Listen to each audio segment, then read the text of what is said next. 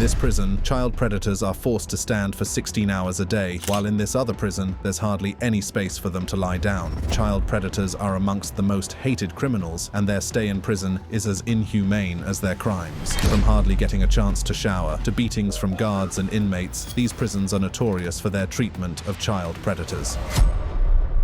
Black Dolphin Prison. Deep in the heart of Russia, near the border with Kazakhstan, lies a fortress of despair, a place where hope is as scarce as daylight during winter. Welcome to Black Dolphin Prison, a name that belies the darkness within its walls. Here, behind a facade adorned with a sculpture of a black dolphin, resides a collection of humanity's most feared and reviled individuals. Murderers, terrorists, cannibals, and child molesters call this place home, each serving a life sentence in one of the oldest and most secure penitentiaries in Russia. Here, the concept of escape is nothing but a fleeting dream, for the only exit is through the embrace of dying. The architecture of Black Dolphin Prison is a testament to its purpose. The facility is a web of concrete and steel, designed not just to confine, but to intimidate. The cells of Black Dolphin are designed to be a world unto themselves, a solitary universe for each inmate. Measuring just 2 by 3 meters, these cells are equipped with a toilet, a sink, and a cot. The walls are painted a drab color, a constant visual monotone that mirrors the bleak existence of its occupants. Each cell is secured not by one, but by a set of 3 steel doors, creating a buffer between the prisoners and the outside world, a series of barriers that reinforce their isolation. The prison's capacity is approximately 700 inmates, each one serving a life sentence for heinous crimes. The rules within Black Dolphin are as rigid as the steel bars that crisscross its windows. Inmates must respond to all commands with a deferential "yes, sir," a verbal acknowledgement of their subjugation. The level of surveillance is intense, with guards making rounds every 15 minutes, 24 hours a day. The eyes of the prison are always watching, ensuring that the rules are followed to the letter. Inmates are under constant scrutiny, their every move observed, their every word listened to. This unending vigilance is a psychological weight that bears down on the prisoners, a reminder that they are never alone, never unwatched. The daily routine for inmates at Black Dolphin is one of regimented monotony. They are woken up at 6 in the morning and are not permitted to rest or sit on their bunks until it is time to sleep again at 10 at night. They are forced to stand for 16 hours a day, forbidden from resting on their bunks, their every movement monitored and regulated. The daily life of an inmate at Black Dolphin is a grim affair. They are fed soup 4 times a day, a monotonous diet that provides sustenance but little else. Their only possessions are books, newspapers, and a radio, small comforts in a world devoid of comfort. The exercise they are afforded is a mere 90 minutes a day, spent in a large cage where they can stretch their legs while their cells are searched for contraband. The arrival of new inmates at Black Dolphin is an exercise in sensory deprivation. They are blindfolded, ensuring that they cannot map the prison's layout or entertain any thoughts of escape. This practice continues whenever they are transported between buildings, a measure designed to keep them disoriented and compliant. The method of escorting inmates within Black Dolphin is unique and speaks volumes about the level of control exerted over the prison's population. Prisoners are made to walk bent over at the waist, their handcuffed hands held high behind their backs, a position that renders them powerless and vulnerable. It is a form of escort that maximizes control while stripping the inmate of any semblance of dignity or autonomy. This prison is a nightmare for child predators. Prem Central Prison. Deep within the heart of Bangkok, a city known for its vibrant streets and cultural tapestry, lies a facility that starkly contrasts the world outside its walls. Here, in one of Thailand's most notorious prisons, a harrowing reality unfolds daily. This is a place where the air is thick with despair, where diseases run rampant, and where the sheer number of inmates defies the bounds of capacity. Amidst this overcrowded chaos, a unique social dynamic emerges, one that includes the lives of ladyboys, a group that adds complexity to an already intricate prison society. It is in this facility, Prem Central Prison, where child predators in Thailand are incarcerated. Imagine a place where the walls close in on you, where the very air you breathe is a luxury that's hard to come by. This is the reality for the inmates of Bangkok's most infamous prison, a place where overcrowding isn't just a problem, it's a crisis. The cells, designed to hold a fraction of their current occupants, are bursting at the seams. Men are packed together so tightly that the concept of personal space space is nothing but a distant dream. The cells have transformed into cramped quarters where inmates are packed like sardines, with barely enough room to lie down. The stifling air is heavy with the stench of sweat and human excrement, as the facilities are woefully inadequate for the overwhelming population. The lack of ventilation and natural light creates an environment where bacteria and viruses thrive, spreading illness like wildfire through the overcrowded population. Tuberculosis, a disease long thought to be under control, has found a resurgence within these walls, its airborne nature turning each cough into a potential death sentence for those nearby. The close quarters make social distancing an impossible dream, and the spread of respiratory infections is rampant. The prison's medical facilities are stretched beyond their limits, with too few doctors and nurses to tend to the burgeoning needs of the inmates. The prison's sanitation system is another victim of the overcrowding. Toilets, few and far between, are in a perpetual state of disrepair, and the sewage system is overwhelmed. The resulting filth not only assaults the senses, but also contributes to the spread of gastrointestinal diseases, which can be particularly deadly in such an environment. According to reports, a hole in the floor of the cramped cells is for human waste. The overcrowding also leads to an increase in violence and stress among the prison population. With tensions running high and personal space at a premium, conflicts are frequent, and the resulting injuries often go untreated, leading to infections and complications that add to the already heavy disease burden. The prison guards, outnumbered and often indifferent to the plight of the inmates, do little to alleviate the conditions. Corruption is rife, with basic necessities available only to those who can pay, further entrenching the disparity between the haves and the have-nots. This system of bribery and extortion only serves to deepen the despair of those without means as they watch helplessly while others secure better food, medicine, and even protection from the guards. In this hellish environment, the human spirit is tested to its limits. The inmates, stripped of their dignity and humanity, are reduced to mere survival. The overcrowding not only robs them of their freedom, but also of their health, as the prison becomes a petri dish for diseases that are as much a part of the incarceration as the bars on the cell windows. Doely State Prison. Nestled in the heart of Unadilla, Georgia, stands Doely State Prison, a name that has become synonymous with chilling controversies that have shaken the very foundations of the Georgia Department of Corrections. This medium-security bastion, tasked with housing sex offenders, has been marred by allegations that range from inmate abuse to harrowing lawsuits, and even ensnared in the web of an FBI sting operation. In the late 1990s, just a few years after Doely State Prison opened its gates, the facility was already embroiled in a scandal that would set a precedent for the years to come. In 1996, a group of 11 brave souls, inmates of Doely, decided to take a stand against what they described as a series of egregious violations of their human rights. They filed a lawsuit that would send ripples through the prison system, accusing the guards at Doely State Prison of engaging in what can only be described as sadistic and degrading abuse. The allegations were grave and painted a picture of a correctional facility that had become a house of horrors for those within its walls. The prisoners' testimonies alleged that the guards took pleasure in their suffering, subjecting them to cruel and unusual punishment that would leave lasting scars, both physical and emotional. The lawsuit aimed to shed light on the dark corners of Doely State Prison, where power and authority had allegedly been twisted into tools of torment. As the case unfolded, it became a battleground for the rights of inmates versus the sweeping powers of prison authorities. The lawsuit brought to the forefront the harsh reality of life behind bars, where inmates, often stripped of their dignity, faced a daily struggle to maintain their humanity against overwhelming odds. The legal battle that ensued was not just about seeking retribution for wrongs done. It was a fight to affirm that even those who have made mistakes against society still deserve to be treated with basic human decency. However, the legal battle these inmates faced was an uphill one, filled with legislative hurdles. The passage of the Prison Litigation Reform Act became a pain in the neck in their pursuit of justice. This act, passed in the mid-1990s, was designed to curtail the number of lawsuits filed by prisoners. It stipulated that no federal civil action could be brought by a prisoner for mental or emotional injury suffered while in custody without a prior showing of physical injury. This piece of legislation became the heart of the defense's argument, a shield against the prisoner's claims of psychological torture. So, without physical evidence, the prisoner's claims of mental and emotional abuse could not be recognized in the federal court. Apart from mistreating the inmates, in February 2016, the institution was thrust into the national headlines as part of a sweeping FBI sting sting operation that exposed a network of corruption within the Georgia state prison system. Doely State Prison was one of 9 facilities implicated in the operation, which culminated in the indictment of 46 correctional officers on federal charges. The FBI raid revealed a clandestine operation where contraband such as cell phones, weapons, and drugs had infiltrated the prison, much of it smuggled in by the very individuals tasked with upholding the law. 10 employees of Doely State Prison were among those indicted, casting a shadow of doubt over the integrity of the facility's staff and the security measures in place. The sting operation was a damning indictment of the systemic issues plaguing the prison, where the lines between law enforcement and criminality had been blurred. The fallout from the FBI operation was significant, prompting a re-evaluation of prison policies and personnel. It served as a wake-up call to the Georgia Department of Corrections, highlighting the need for stringent oversight and ethical conduct within its ranks. Watton Prison.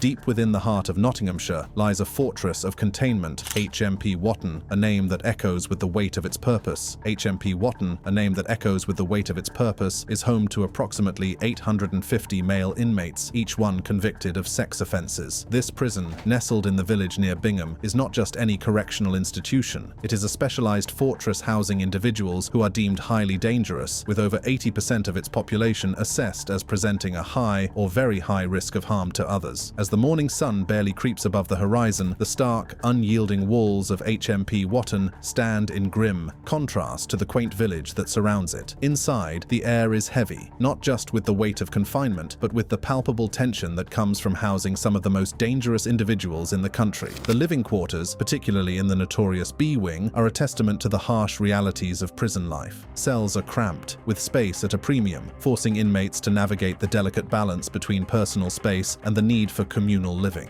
The proximity of the toilets to the beds offers little in the way of privacy, a daily indignity that the inmates must endure. Ventilation is poor, and the walls, coated with black mold, tell a silent story of neglect. Some prisoners, in a desperate bid for warmth and a semblance of comfort, have resorted to lining their walls with cardboard. This makeshift insulation is a stark reminder of the conditions they face, conditions that some would argue border on the inhumane. The prison's approach to bad behavior is punitive, often resulting in inmates being confined to these oppressive cells for extended periods. This isolation can be suffocating, both physically and mentally, as the lack of interaction and the monotony of the cell's 4 walls close in on them. Medication, a lifeline for many, has become a currency within these walls, leading to bullying and illicit trading. The lack of a consistent supply has endangered the inmates' health and compromised the safety of the prison as a whole. This scarcity fuels a black market that thrives on desperation and vulnerability. The psychological toll of this environment is profound. The constant surveillance, the loss of privacy, and the punitive nature of the regime can erode mental well-being. Self-harm incidents have become more common and are more prevalent in HMP Watton than in other comparable institutions, a harrowing indicator of the despair that can take hold when hope is in short supply. While those who frequently self-harm receive some level of support, others who suffer in silence often go unnoticed, their quiet desperation echoing through the corridors. The impact of confinement on the human psyche cannot be overstated. The lack of meaningful human interaction, the absence of natural light, and the monotonous repetition of the daily routine can lead to a sense of disconnection from the world outside. But for these child predators, the punishment is deserved. Attica Correctional Facility.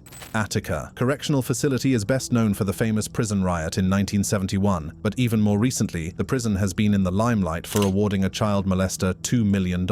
What happened to this man in jail goes to show that Attica Correctional Facility is not pleasant to child predators. Roy Harriger, once a respected pastor in the small town of Lyndonville, New York, led the Ashwood Wesleyan Church with a seemingly devout and caring hand. But beneath the surface of this religious leader's life lay dark secrets that would shock the community to its core. In the early 2000s, allegations surfaced that would forever tarnish the image of the man who stood at the pulpit. It was revealed that Harriger had committed unspeakable acts against the most vulnerable members of his own family, his grandchildren. The pastor had engaged in multiple acts of sexual conduct, which included at least one act of sexual intercourse, deviate sexual intercourse, or aggravated sexual contact with children less than 13 years old. According to New York state law, this constituted sexual sexual conduct against a child in the first degree, a crime that carries severe penalties for those found guilty. The case against Harriger was built on the courageous testimonies of his grandchildren, who, despite their tender ages, recounted the abuse they had suffered over a period of time not less than 3 months in duration. The verdict was unanimous, and Harriger was sentenced to 15 years in state prison. As Harriger began his sentence at Attica Correctional Facility, a place known for its harsh conditions and violent history, he would soon become a victim himself. It was during his incarceration here that Harriger, a convicted child predator, became a victim of a vicious assault that would later become the subject of a contentious legal battle. The assault occurred on May 15, 2013, a day that began like any other in the high-security prison. Harriger, who relied on a cane for mobility, was attending an orientation class when suddenly the facility was placed on lockdown. Amidst the confusion, Harriger was called out of the room and offered protective custody, a decision that should have ensured his safety, but instead led to a brutal attack. As a correctional officer escorted him, Harriger's head was slammed against a wall. The officer then instructed him to hold the position for 15 minutes, an order that seemed to serve no purpose other than to humiliate and disorient the elderly pastor. The assault did not end there. On his way back to his cell, Harriger was struck twice in the back of the neck, blows that caused him to fall and lose consciousness. The severity of the beating left him with right-side paralysis, facial drooping, and speech problems, confining him to a wheelchair. The aftermath of the attack saw Harriger navigating a new reality, one where he was not only a prisoner, but also a disabled man, vulnerable to the dangers that lurk within the prison system. It was for this assault that he would sue the prison and get $2 million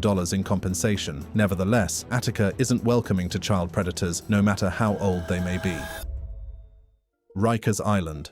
Imagine a place where the walls echo with the sounds of despair, a place where the air is thick with the stench of neglect, a place where overcrowding, violence, and a lack of basic amenities are the norm. This isn't the setting of a dystopian novel. This is Rikers Island, New York City's main jail complex, where photographs obtained laid bare conditions that are nothing short of hellish. These images, a shocking expose of reality for the inmates, reveal a world where overcrowding, unsanitary living spaces, and a blatant disregard for human life are the norm. As summer's heat bears down on New York City in July, the walls of Rikers Island's Otis Bantam Correctional Center contain a crisis brewing out of sight. The notorious jail, despite its budget running into the billions of dollars, has been thrust into the spotlight for all the wrong reasons. Inside, the intake cells designed for temporary holding have become the indefinite homes for hundreds of inmates. Inmates, some awaiting trial, others serving sentences, languish for days or even weeks in temporary holding cells, a clear violation of city regulations that mandate assignment to a housing area within 24 hours. Yet, they find themselves crammed body to body, 26 at a time, in cells meant for far fewer. The conditions they endure are deplorable. Floors have become tapestries of rotten food, maggots, urine, feces, and blood. Basic necessities like beds and toilets have been replaced with cardboard and plastic bags. The air is often stale, the environment filthy, and the sense of humanity all but forgotten. There is little, if any, access to fresh air, toilets, toilet paper, or showers, and inmates are routinely denied visits with their attorneys and trips to the courthouse for hearings on their pending cases. Some of the only water inmates are able to drink comes from tiny sinks inside the pens, and without cups, detainees use their unwashed hands to scoop up sips or put their mouths under the faucets. Medical neglect at Rikers is common, with inmates claiming that calls for help are met with indifference. Medical attention, when needed, is not a matter of urgency, but of convenience, with delays that could mean the difference between life and death. Stories have emerged of individuals writhing in pain as their pleas for treatment are ignored until it's too late. Mental health crises are met with solitary confinement instead of counseling, and the sick are often left to fend for themselves. Communication with the outside world, a lifeline for many, has been stifled at Rikers Island. Incoming mail, a simple joy that connects the inmates to their loved ones, is withheld. The right to see visitors, especially during the COVID lockdowns, to consult with lawyers, to maintain that crucial link to life beyond the bars, is often denied. Court dates, bail hearings, and motion hearings are continuously postponed, leaving many in a state of legal limbo, their fates hanging in the balance. The conditions at Rikers Island have become a breeding ground for disease, despair, and death. Inmates, deprived of basic sanitation, are forced to relieve themselves in plastic bags, sleep on floors soiled with waste, and exist in an environment where the very air they breathe is thick with the stench of decay. The lack of access to food, medical care, and legal representation is not just a violation of regulations, but of human rights. Rikers Island is truly any child predator's nightmare. Bhutka Prison. One of the most famous prisoners at the Bhutka prison was Valery Georgievich Azratian, a serial rapist and child molester who committed over 20 rapes of girls and young women during the 1980s. Once you know the conditions in the jail, you'll understand why such a monster was left there to die. Nestled in the heart of Moscow's Tverskoy district, Bhutka prison stands as a chilling monument to centuries of inhumane treatment and human rights violations. Originally established in the 18th century, this formidable institution has witnessed the ebb and flow of Russia's turbulent history, from the days of imperial rule to the oppressive grip of the Soviet Union. Today, Bhutka remains notorious for its severe overcrowding and the harrowing conditions that the inmates endure. Within these walls, a dire struggle unfolds daily as prisoners face a gauntlet of health issues exacerbated by neglect and an environment that seems frozen in time. Within the imposing walls of Bhutka prison, the concept of personal space is a distant luxury. The cells, originally designed to accommodate a mere 20 individuals, are now bursting at the seams with up to 80 inmates. The air is thick, stagnant, and suffocating as bodies press against one another in a desperate bid for comfort that never comes. Overcrowding is not just a word here, it is a relentless reality that breeds a host of other afflictions. The health concerns within Bhutka are as severe as its cramped quarters. Diseases that many thought were relics of the past, like tuberculosis, ran rampant through the population. HIV, too, casts a long shadow over the inmates, with a staggering 37,000 prisoners across Russia living with the virus. Within these walls, 1 in 5 individuals inject illegal drugs, and an alarming 60% of them share needles, further exacerbating the spread of these life-threatening illnesses. Nutrition and hygiene fare no better in this environment. Meals are a monotonous parade of porridge and soup with little to no nutritional value, leaving inmates in a perpetual state of hunger and malnutrition. The infrequent showers with hard, graying soap do little to stave off the grime and despair that cling to the skin and soul alike. The psychological toll on Bhutka's prisoners is immeasurable. The constant threat of violence, the lack of privacy, and the sheer uncertainty of their fates weigh heavily on their minds. It is a place where hope struggles to survive and the human spirit is put to the ultimate test, and in such conditions, only the worst in society are deserving. Well, child predators are up there with the worst that humanity has to offer, and it's no surprise many of them end up there. If you enjoyed watching this video, click on one of the boxes playing on your screen to watch more similar content.